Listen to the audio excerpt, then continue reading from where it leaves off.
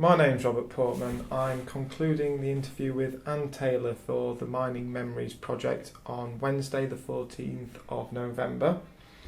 We're just going to run through a couple more things that Anne would like to talk to us about. So first of all, Anne, you mentioned you'd like to talk about walking with your father that you can remember. Yeah. We had what we called a treat.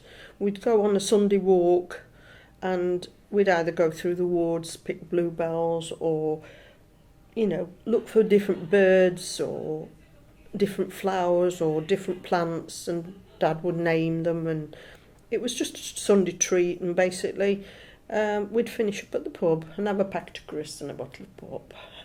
Sounds lovely. Yeah. I expect Dad had a pint, but I don't know. I couldn't tell you. I can't remember that bit. All I was interested in was the crisps, because I like salt and vinegar crisps. So, do you remember, you said it was a treat. Was this a condition of good behaviour during the Yes, week? if you behaved yourself, you were taken out. But if you didn't, there was no Sunday walk. Yeah. Do you remember any occasions where you weren't took on the Sunday walk for any reason? When I'd spilt ink all over the carpet when I was doing my own work. Because we had a pot of ink then, and you had to dip your pen in it to write, didn't you? Or fill the fountain pen up sometimes. I had a fountain pen later, and I can't remember what point I did it, but I knocked the ink all over there.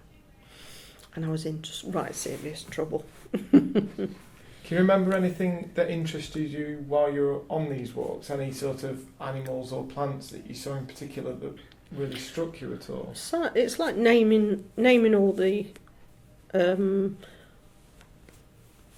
flowers and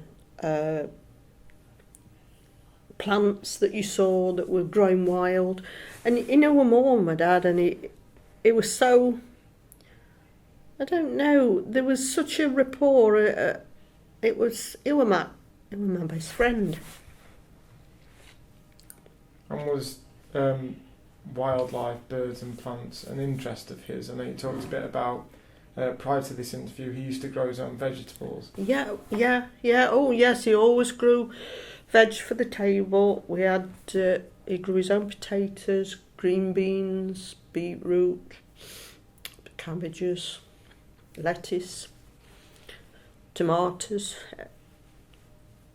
all the basics that we needed. And he even had some chickens, and we used to have eggs at one time when we were at the farm in the outbuildings there. But we weren't allowed to have the chickens when we moved up there close. But it was always plentiful. The food was always plentiful, and we never went without. Mum always did apple pies and things like that when people gave us apples. Plums, damsons, she used to make some jam. And we always had something to eat, And can you remember, we talked a bit about when you went on this walk as a treat, and you'd always go to the pub afterwards. You said one of your fondest memories of it was the salt and vinegar crisps. Do you remember meeting other people in the pub, or anyone you remember in particular that you'd see on a weekly basis after you'd been on this? Well, the Black Horse at Worley, the people that owned that were related, were friends of Mum's and Dad's. So Julie, their daughter, was friends, because she was the same age as my sister, because there's 8 years between me and my sister. And they were friends, and she had a horse. Well, that was it. I love animals, and we used to go and give the horse an apple. And sometimes Julie used to ride it, even to where we lived up there close. And my mum used to walk out, and it knew that it was going to get an apple, this horse. It was a grey pied, I think they call them, grey dapple pied or something, I don't know. These funny names for them, aren't they? But it was lovely. Right, and you said you never went without, you had chickens that you'd have eggs for at a certain point, grew a lot of veg. Can you remember about the sort of meals that you had? Yeah, we had set meals every day, funny enough. Obviously, we diverted onto something else some days if we were going out on a trip or something had cropped up where we had visitors. We'd have something different, but mainly Sunday was a roast joint. Monday was bubble and squeak, which was the leftovers from the Sunday. And then Tuesdays, we had beans on toast.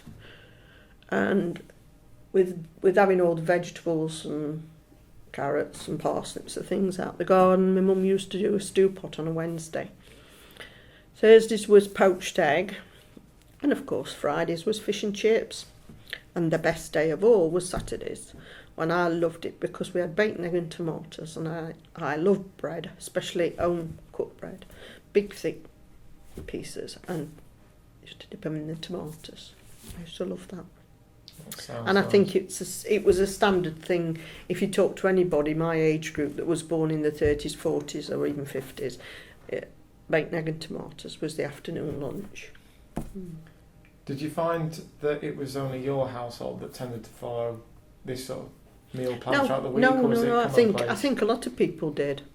Apart from there were odd days when you had to say, oh, we can't have fish and chips today, so we better have something else. So we'd have like a cheese chippy, which is cheese melted on top of under the grill, on top of a sliced bread. You know. Yeah. We always call it cheese chippy. I don't know whether that's... I think some people call it Welsh rabbit, don't they? I think so, yes. Yeah. Did you like having set meals every day? Did you prefer it, or when there were slight changes, did you enjoy the change? I don't think it bothered me. I've always been very adaptable in a lot of things. Whatever I've done, I look at the other side of things and think, well, it don't matter really, does it, whether we do that or whether we do that? You know, very... easy come, easy go, and I work in a very in the jobs I've done. I've always been a very prominent team person, where you know want to do one thing, want to do it, and we'd all work as a team, and that's it, you know. So even though you had this set meal plan, you didn't mind when it changed? You were flexible enough? No, not at all. And was there a particular day you really disliked the food on? No, not really, because I like my food anyway. The only time I can remember when the strike was on, they brought us tins of spinach, and I can't stand spinach. I don't know why. I'll eat Brussels tops, and they're very dark, like spinaches, but I just don't like spinach. So during strike action, did the food you were able to eat change at all? According to affordability? No, because we grew our own veg anyway. I mean, they did pinch a lot off my dad's allotment. It went one day, it went an allotment, but a piece of ground where he did it near the lake at Langworth there.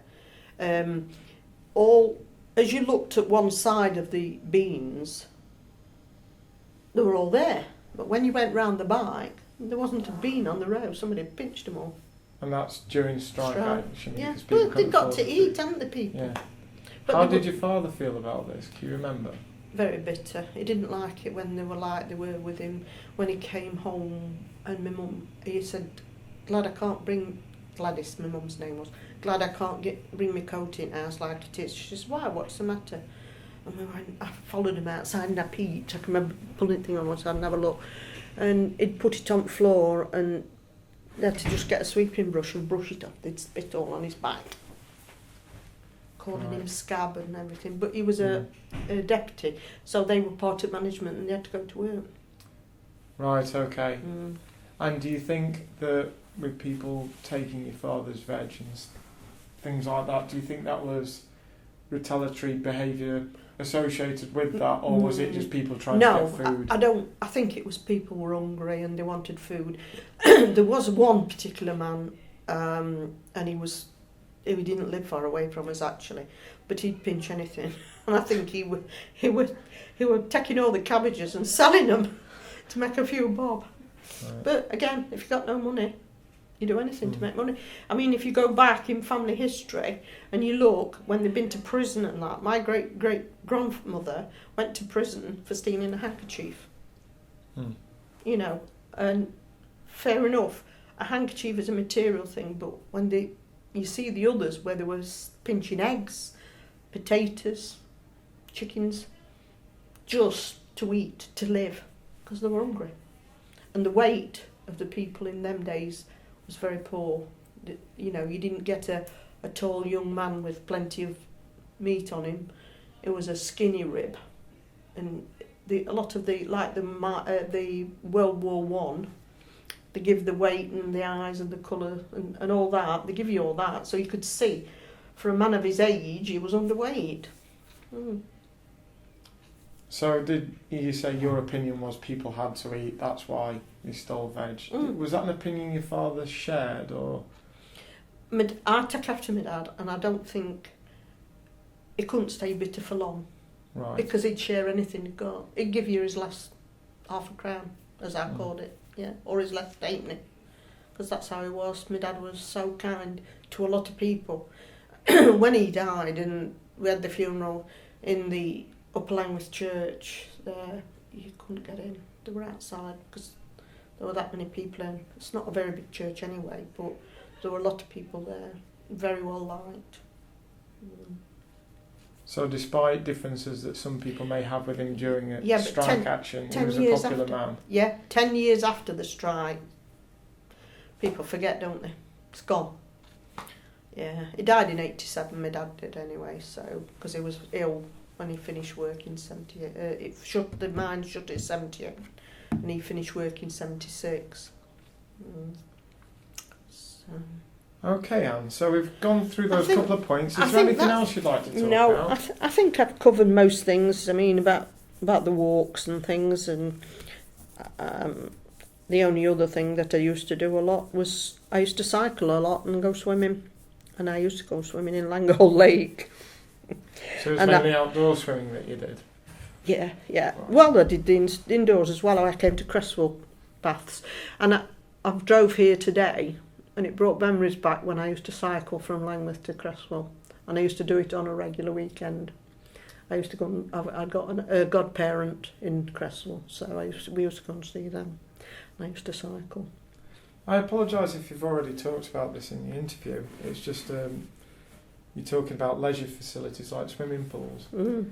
Can you remember what sort of leisure facilities there were in the different villages in sort of the wider area? Mm. Well, you got the baths in Cresswell.